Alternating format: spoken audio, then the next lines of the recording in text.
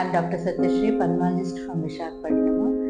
మళ్ళీ సీజనల్ మార్పు వల్ల ఈ మధ్యకాలంలో వైరల్ ఇన్ఫెక్షన్స్ చాలా ఎక్కువయ్యాయి. ముఖ్యంగా చిన్నపిల్లల్లోని, వయోవృద్ధుల్లోని, తర్వాత ఆల్రెడీ ఎవరికైతే asthma, COPD, some immunity problem ఉన్న వాళ్ళలో తరచుగా ఇది చూస్తున్నాం. అందరూ దీని మీద చాలా క్వశ్చన్స్ అడుగుతున్నారు. ముఖ్యంగా దీని సిమ్టమ్స్ ఈసారి ఈ వైరస్ వల్ల కొంచెం విరుద్ధంగా కనబడుతున్నాయి. అంటే ఏంటంటే చాలా మందికి గొంతుకు నొప్పితో మొదలవుతున్నారు.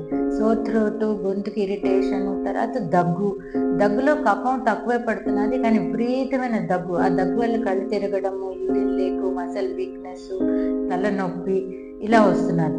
అలాగే చాలా మందికి జ్వరం, చాలా మందికి తలనొప్పి ఎక్కువ, జలుబు, ముక్కు కారడం, వెనక నుంచి కూడా పోస్ట్ నాసల్ డ్రిప్ అంటారు, గొంతుకులోకి లిక్విడ్ లా దిగడం జరుగుతున్నది.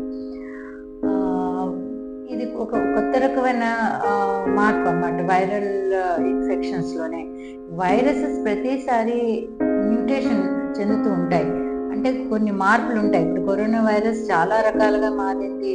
అది కాక చాలా రకాల కనీసం 50 రకాల వైరసెస్ ఉంటాయి, డిఫరెంట్ నేమ్స్తో ఉంటాయి. ఇన్ఫ్లుయెంజా, వైరస్ అలాంటివి.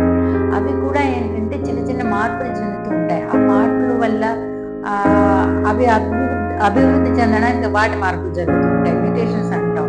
అండ్ దీనివల్ల సిమ్టమ్స్ కూడా మారుతాయి. సో ఇవి ముఖ్యంగా పిల్లలు, పెద్దవాళ్ళు నెగ్లెక్ట్ చేయకూడదు అన్నమాట. నేను ఏవైతే సిమ్టమ్స్ చెప్పానో అది కరెక్ట్గా నిర్ధారణ చేసుకుని దాని ప్రకారం ట్రీట్మెంట్ తీసుకోవడం అవసరం.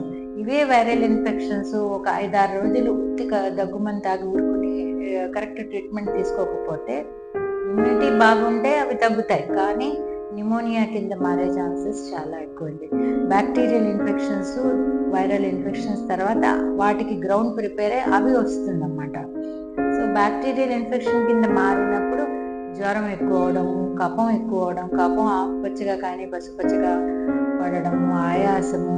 అండ్ పెద్ద వయసు వాళ్ళకి ఆల్రెడీ ఎవరైతే హార్ట్ ప్రాబ్లమ్స్తో బాధపడుతున్నారో వాళ్ళు సీరియస్ కావడానికి కూడా ఛాన్సెస్ ఉంటాయి. అంటే వాళ్ళు ఒకప్పుడు అడ్మిషన్ న్యూమోనియా కింద మారితే వాళ్ళని అడ్మిట్ చేయాల్సి వస్తుంది.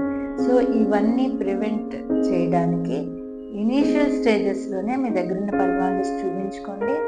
సింపుల్ ట్రీట్మెంట్తో ఇది నయం అవుతుంది. Okay, thank you.